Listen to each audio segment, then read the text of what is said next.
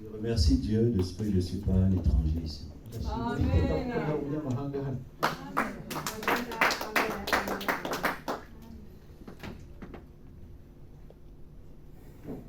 Beaucoup de choses ont été déjà dites. Et je vais aller sur cette lancée.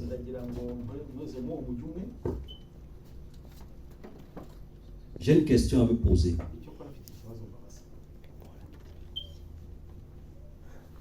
Qui veut obtenir la sécurité sociale de Dieu?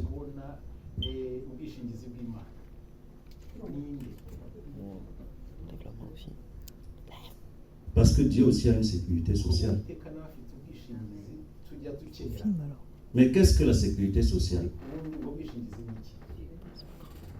La sécurité sociale est un système d'assurance de ressources. Le monde aussi a sa sécurité sociale. Mais avec beaucoup de conditions.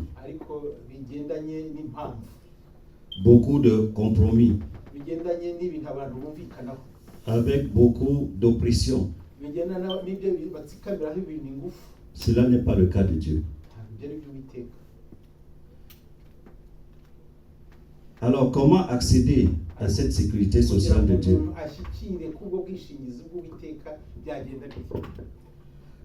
Nous allons lire Matthieu 6, verset 33.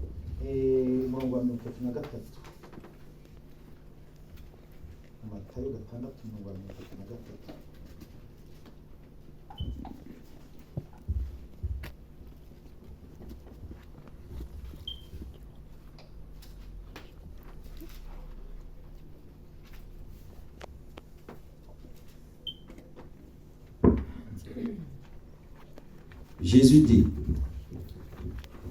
cherchez premièrement le royaume et la justice de Dieu, et toutes ces choses vous seront données par-dessus. Yesu abwira abigishwa be arababwira ati ahubwo mubanze mushake ubwami bw'Imana no gukiranuka kwayo, nibwo ibyo byose muzabyongererwa. Dans ce passage, Jésus nous recommande de chercher premièrement le royaume de Dieu et la justice de Dieu. Mais qu'est-ce que le royaume de Dieu? Qu'est-ce que la justice de Dieu? Le royaume de Dieu est le lieu où Dieu siège avec puissance, force, majesté,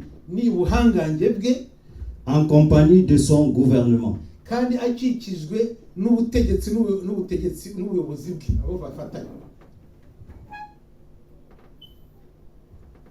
Mais pourquoi Jésus nous demande de chercher le royaume de Dieu?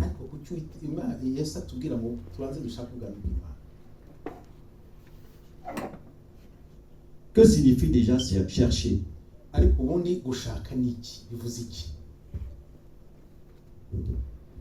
Chercher, c'est étudier.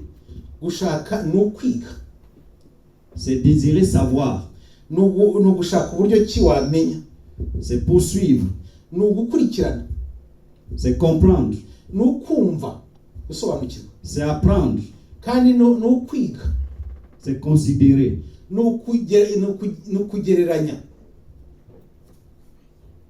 Mais qu'est-ce que ce royaume-là peut nous apporter, nous?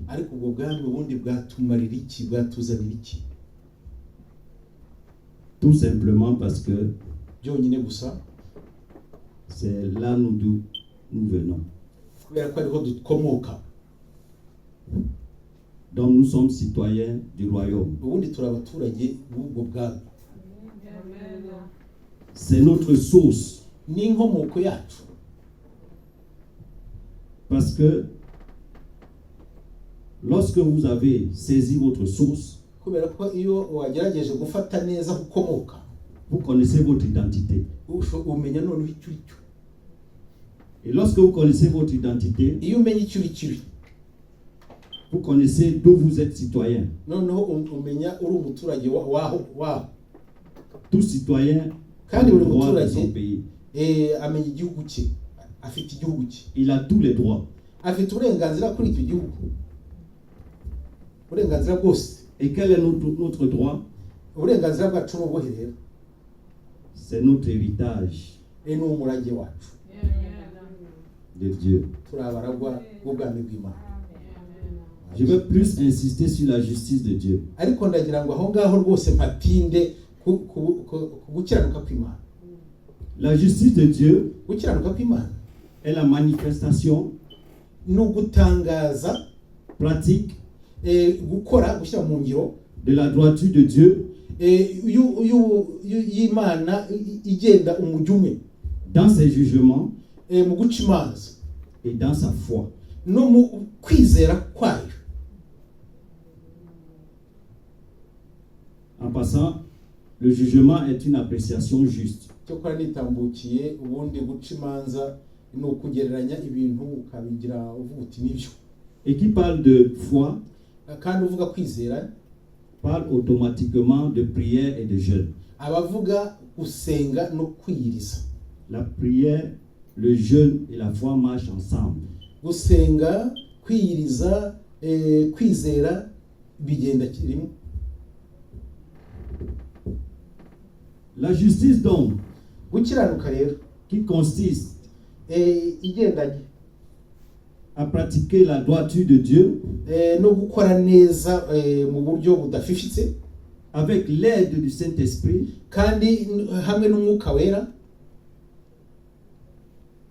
afin de nous permettre kugira ngo bitubashishe de garder, kugira ngo dukomeze de prendre tunakomeze dufate soin des autres twite ku bandi et de partager ce qu'on a. kandi dusangire ibyo dufite. C'est ça la droiture de Dieu. Nguko ukuri kw'Imana. Dans ces derniers temps, N'ibi bihe bya none bya nyuma qui sont difficiles, kandi bigoye, des gens vont se tourner vers l'église. abantu benshi bahindukira amatorero.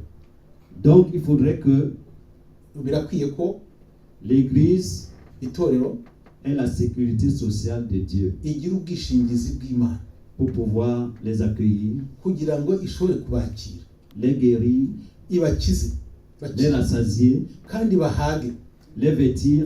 bambikwe. Donc, Kubw'ibyo d'aucuns vont s'étonner pourquoi je parle de jeûne et prière. ariko ntibatangaze ko mvuga kwiyiriza no gusenga, Parce que la foi kuko kwizera implique automatiquement bigendanye bihamagaza la prière gusenga et le jeûne. no kwiyiriza. Je vais faire une parenthèse sur le jeûne. Reka ngira akantu mbanyuriramo ku byerekeranye no kwiyiriza. On nous a longtemps enseigné Batwigishije kuva kera que le jeûne, ko kwiyiriza c'est la privatisation de nourriture. no kwibuza ibyo kurya. C'est bien, Nibyo c'est bon, nibyo ufite mais c'est insuffisant. ni byiza ariko ntabwo bihagije. Le jeûne, Kwiyiriza c'est ce que tu apprécies le plus, nicyo ubona ubundi bagombye gushyira imbere y'ibindi, qui peut te prendre plus de temps cyagufata igihe pour oublier Dieu. kugira ngo wibagirwe Imana. Ça peut être la nourriture, Bishobora kuba ibyo kurya, nibyo. ça peut être les réseaux sociaux, Bishobora no kuba ubumenyi bwo hanze aha ngaha, ça peut être même ton travail, bishobora no kuba akazi, ça peut être la télé, bishobora no kuba babyita televiziyo cyangwa se mu kinyarwanda gitomoye ni ça peut être les informations du monde. bishobora no kuba amakuru y'isi yose. Quant à moi, c'est l'information du monde, parce que j'adore la géopolitique. Kuri we ubundi yagombye kuba amakuru y'iteka kuko akunda ubumenyi bwo muri politiki. Donc quand je veux jeûner, Iyo nshaka kugira ngo nirize, j'arrête de m'informer de ce côté-là. ibyo ndabireka, ayo makuru nkayareka. Voilà ma faiblesse. Reba rero intege nke zanjye nizo. Ce n'est pas la nourriture. Ntabwo ari ibyo kurya. Parce que je peux me priver de manger sans jeûner. Nshobora kubyibuza kandi ntari mu masengesho. Donc chacun connaît ses faiblesses. Buri wese azi aho ari umunyantege nkeya. Ça peut être la nourriture pour certains. Bishobora kuba ibyo kurya kuri bamwe. C'était une parenthèse. Ako nayo gashyize mu dukubo. Donc regardons comment nous devons pratiquer la droiture de Reka Dieu. rero ko twagerageza gukurikiza ukuri kw'Imana. Mais pour la pratiquer, nous devons savoir Ariko kugira ngo tugereho tugomba kugira ibyo tumenya. qu'est-ce que la droiture de Dieu. Ubundi ukuri kw'Imana, ukuri ubuzima bw'Imana, ukuri kwayo. Alors nous allons voir dans Somme 146. Reka dusome muri Zaburi 146.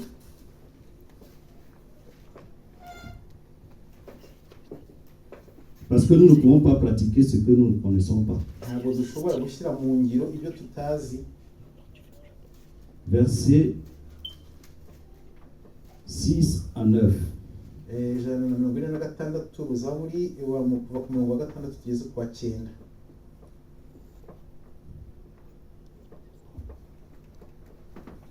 Il a fait les cieux et la terre, c'est-à-dire Dieu. Uwiteka niwe waremye ijuru n'isi. La mer et tout ce qui s'y trouve. N'inyanja n'ibirimo byose. Il garde la fidélité à toujours.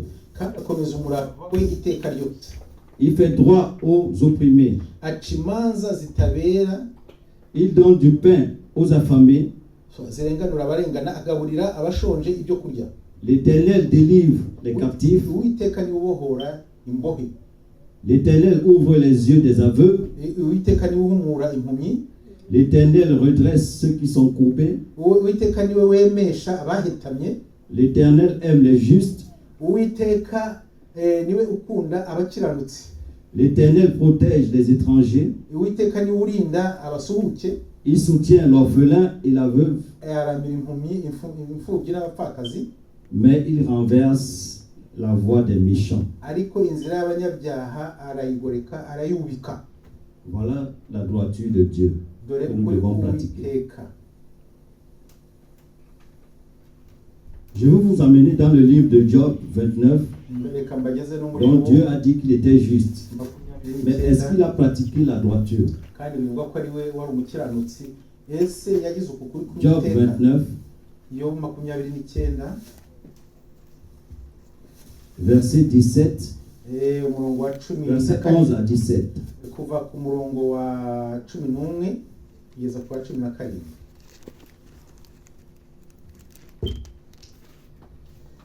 Il arrête l'écoulement des eaux.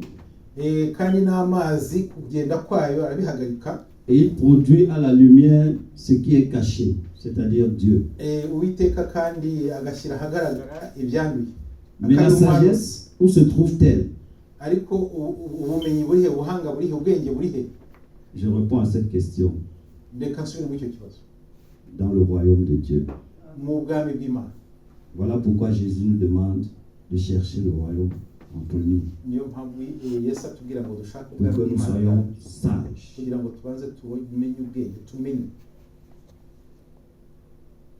Où demeure de l'intelligence? Dans le royaume de Dieu. Si vous voulez être intelligent, cherchez le royaume.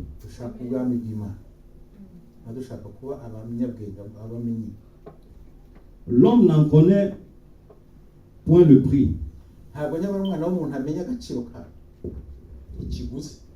Elle ne se trouve pas dans la terre des vivants.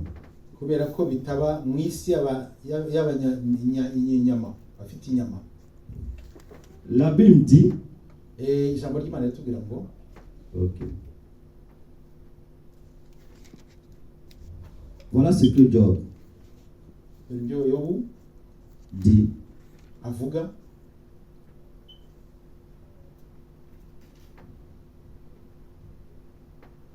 L'oreille qui n'a point entendu ce que disait l'heureux.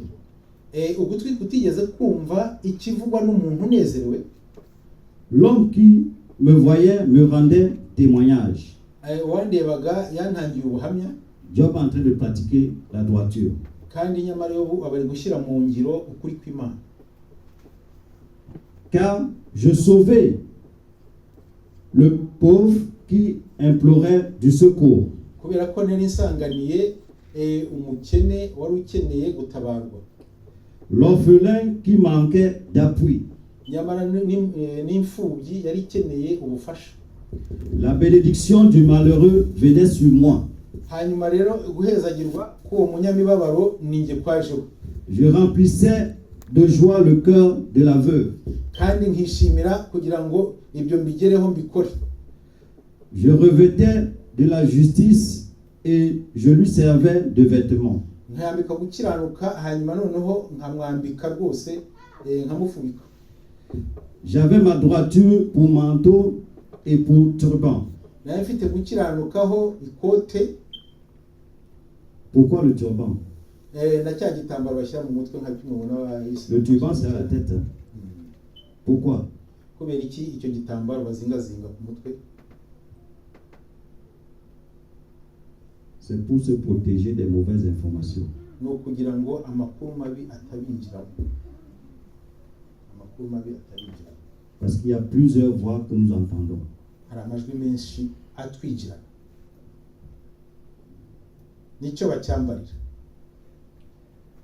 J'étais l'œil de l'aveugle. Comment? J'étais l'œil de l'aveugle. Nari ijisho ry'utabona. Est-ce que c'est ce que nous pratiquons? Nibyo dukora.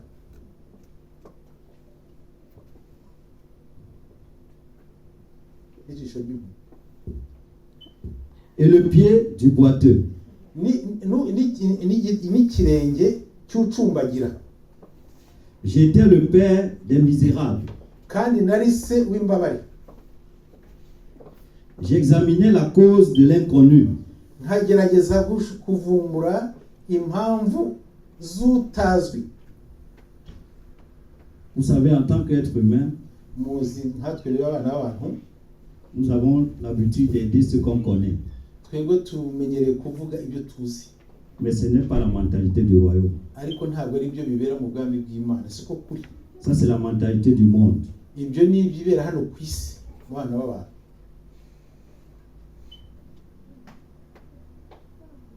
Il continue au verset 17. Yo barakomeza ku murongo wa 17. Je brisais la mâchoire de l'injuste. Nkamenagura umunwa w'umunyabinyoma. Et j'arrachais de ses dents la proie. Kandi gakura no mu menyo ye wa muhigo. Job ici est en train de passer à l'offensive. Aha Yobu rero ni umurwanyi. La justice de Dieu n'est pas seulement la défensive. Ntabwo ukuri k'Uwiteka gukiranuka k'Uwiteka ntabwo ari kwisobanura. La justice de Dieu demande de l'action. Ukuri k'Uwiteka cyangwa gukiranuka k'Uwiteka gusaba ibikorwa. Nous pouvons continuer à lire dans Luc 3. Luc 3.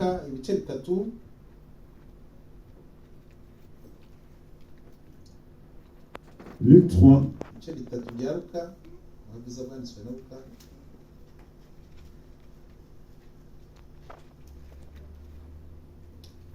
Verset 9 à 11. Verset 9 à 11.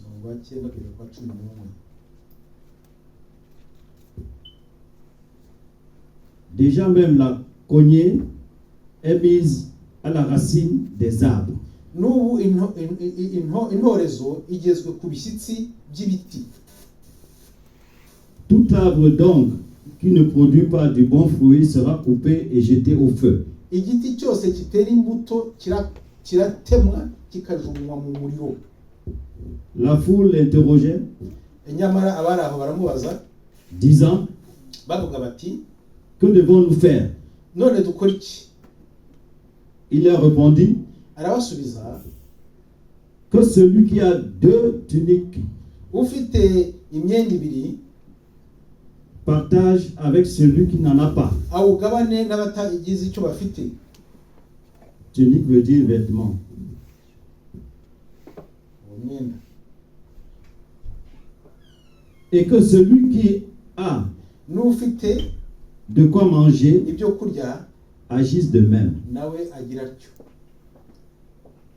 Qu'est-ce que cela veut dire? Ibyo bishatse kuvuga iki? Cela veut dire que Ibyo bishatse kuvuga ngo nous avons l'assurance sociale de Dieu dufite ubwishingizi bw'Uwiteka qui remplit nos greniers kandi bwuzura ibigega, et que nous devons partager avec les kandi autres. ibyo bigega tukabisangira n'abandi bakene. Cela aussi est Kandi ibyo nabyo possible birashoboka avec les révélations que chacun a icyo weretswe n'Imana, pour les partager aux autres. mu iyerekwa ryo kugira ngo ugabane n'abantu. Un fruit ne se mange jamais tout seul. Ntabwo wezi imbuto ngo uyirye wenyine. Parce qu'un fruit qui se mange tout seul, Imbuto iriwe wenyine yonyine c'est un fruit pourri. ni imbuto ibura. Du coup, on ne peut pas le manger. Ntabwo rero dushobora kuyirya. Il continue au verset 12. Arakomeza ubutumwa bwiza bwa Luka ku murongo wa 12. Il vint aussi des publicains Ndetse avugisha n'abandi bakoresha b'ikoro pour être baptisés. Nabo baza bati kugira ngo mubatizwe. Il lui dit, arababwira ati, Maître, que devons-nous faire? baramubaza bati mwigisha dukora iki?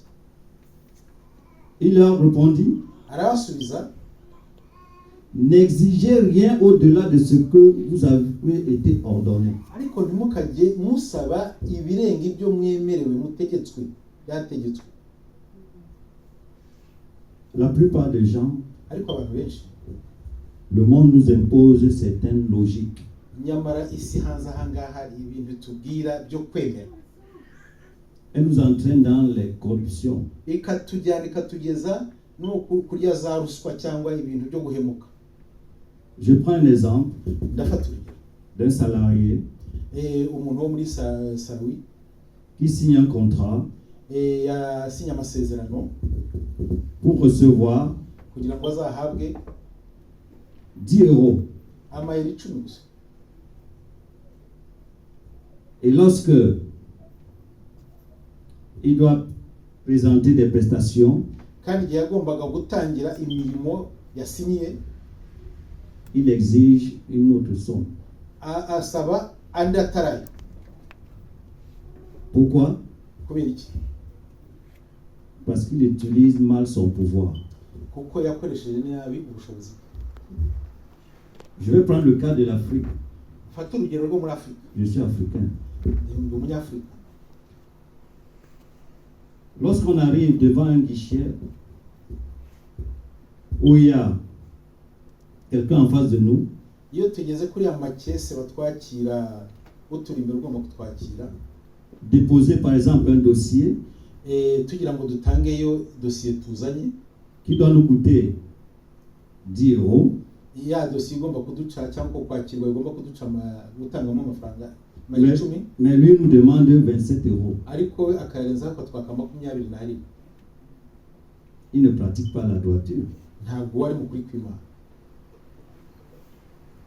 Qu'il ne soit pas de même au milieu de nous. Ibyo ntibikabe hagati muri twe. Pourquoi? Parce que nous avons l'assurance que Dieu a tout prévu pour nous.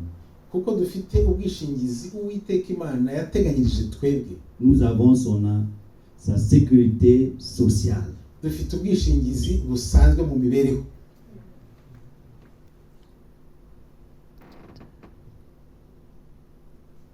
Donc je ne vais pas être plus long que ça. Ntabwo nshaka gutambuka mu ngere kure cyane yaha.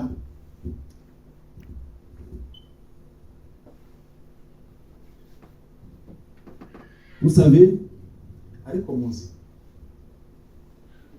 chercher le royaume gushaka ubwami bw'Imana n'est pas difficile. ntabwo ari ibintu bikomeye. Dieu nous dit dans Jérémie 29, 14, qu'on ne va pas lire, Uwiteka tubwira muri Yeremiya mu buhanuzi bwa Yeremiya, il nous dit, atubwira ngo Uwiteka Celui qui me cherche avec tout son cœur, ushakisha umutima we wose je me laisse trouver. ndamwiyereka.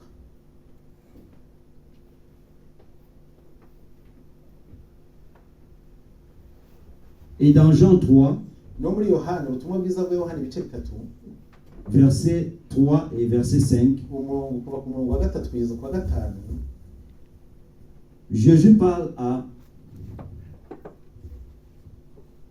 un docteur de la loi à cette époque. Yesu yavuganaga n'umunyamategeko w'icyo gihe. Il lui dit, aramubwira ati, pour voir le royaume, kugira ngo ushike ku bwami bw'Imana, il faut changer de mentalité. ugomba guhindura imibereho yawe. C'est ça, naître de nouveau. Naître de nouveau veut dire changer de mentalité. kuvuka bundi bushya bisobanuye ngo guhinduka rwose burundu. Changer votre façon de voir. Ugahindura uburyo warebaga ibintu. Pas la façon de voir du monde, Ntabwo atari uburyo bwo kureba iby'isi, mais la façon dont Dieu voit. ariko ni uburyo Imana ibona. Et il dit, pour entrer dans ce royaume, yongera ati kugira ngo ujye mu bwami bw'Imana, mu bwami bw'Imana, il faut être baptisé. ugomba kubatizwa.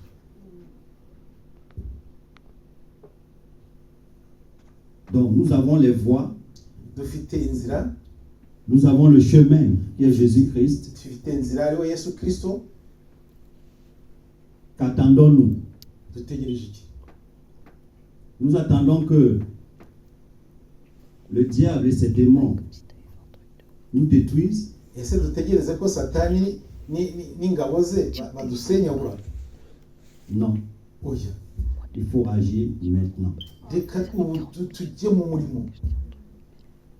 C'est Dieu notre récompense. Uwiteka niwe bihembo byacu, C'est Dieu notre ressource. niwe nkomoko y'ibyacu byose. Mais il y a une chose. Ariko hari ikintu kimwe, Si vous ne connaissez d'où vous venez, ariko niba tutazi aho dukomoka, vous ne pouvez pas savoir qui vous êtes. ntabwo dushobora kumenya abo turiho.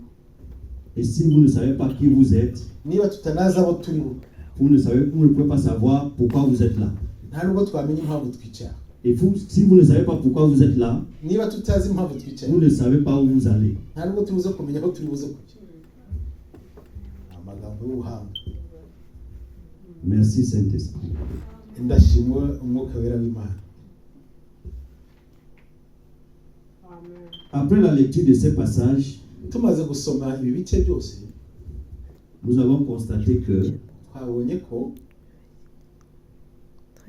la recherche gushaka ubushakashatsi, du royaume de Dieu gushaka ubwami bw'Imana, nous permet de saisir bidutera gufata, gushyikira notre identité, gushyikira abo turi bo, notre source, gushyikira aho dukomoka, inkomoko yacu.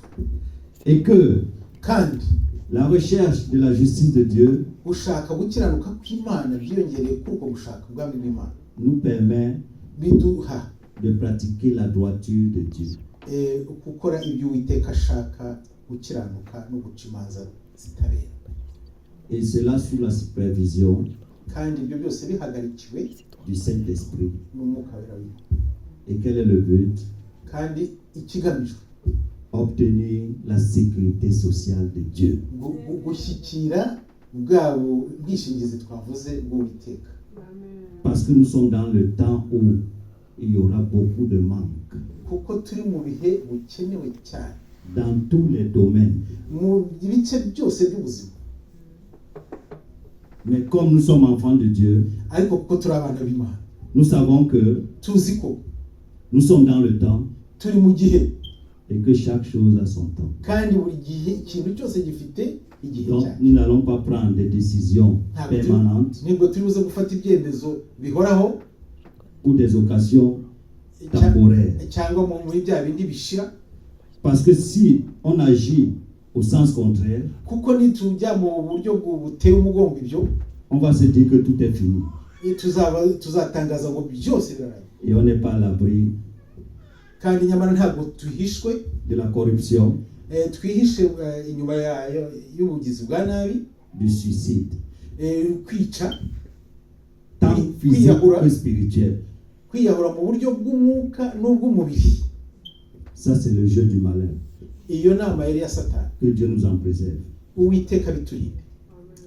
Que l'Éternel Dieu dans sa bonté Uwiteka mu bugizi bwe bwiza et sa fidélité ndetse no mu gukiranuka kwe nous accorde la compréhension, Imana twumvishe dusobanurire la connaissance ubumenyi de son royaume, tumenye sobanukirwa ubumenyi ubwami bw'Imana, de sa justice, no gukiranuka kwayo par la puissance révélatrice kubw'imbaraga twahawe du Saint-Esprit, z'Umwuka Wera au nom de Jésus. mu izina rya Yesu Kristo. Amen. Amen.